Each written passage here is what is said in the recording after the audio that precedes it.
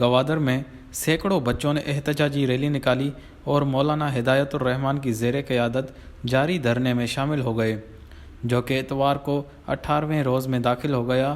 مظاہرین نے ایک ہفتے میں مطالبات منظور نہ کیے جانے کی صورت میں چین پاکستان اقتصادی راہداری کو معطل کرنے کی دھمکی دی۔ گوادر میں پرامن بڑے احتجاجی مظاہروں کی قیادت کے بعد قومی سطح پر توجہ کا مرکز بننے والے حق دو تحریک کے سربراہ مولانا ہدایت الرحمان نے گزشتہ سال دسمبر میں ایک ماہ کے طویل کے دھرنے کے بعد صوبائی حکومت کے ساتھ طے ہونے والے معاہدے پر عمل درآمد کے لیے ایک بار پھر گوادر میں دھرنا دے دیا۔ احتجاجی ریلی میں شریک بچے تربت، پسنی اور ضلع گوادر کے دیگر علاقوں سے گوادر شہر پہنچے۔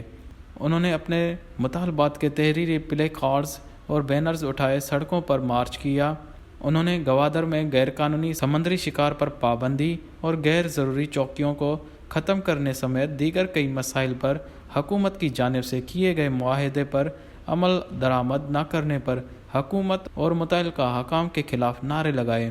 مولانا ہدایت الرحمان جماعت اسلامی بلوچستان کے جنرل سیکریٹری بھی ہیں۔ انہوں نے ریلی سے خطاب کرتے ہوئے حکومت پر کڑی تنقید کی اور کہا کہ مکران کے لوگ گزشتہ 2 ہفتوں سے احتجاج کر رہے ہیں، لیکن کوئی بھی حکومتی عہدیدار مذاکرات کے لیے نہیں آیا،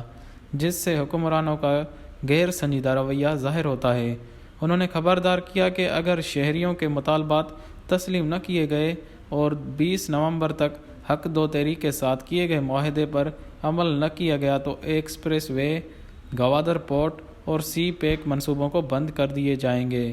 انہوں نے کہا کہ جو تحریک انہوں نے شروع کی اسے اب روکا نہیں جا سکتا اور ریلی میں شریک بچے مستقبل میں اس تحریک کی قیادت کریں گے، جبکہ وہ یہ جانتے ہیں کہ حکمران ان کے والدین کے مسائل حل کرنے کے لیے اقدامات نہیں کر رہے۔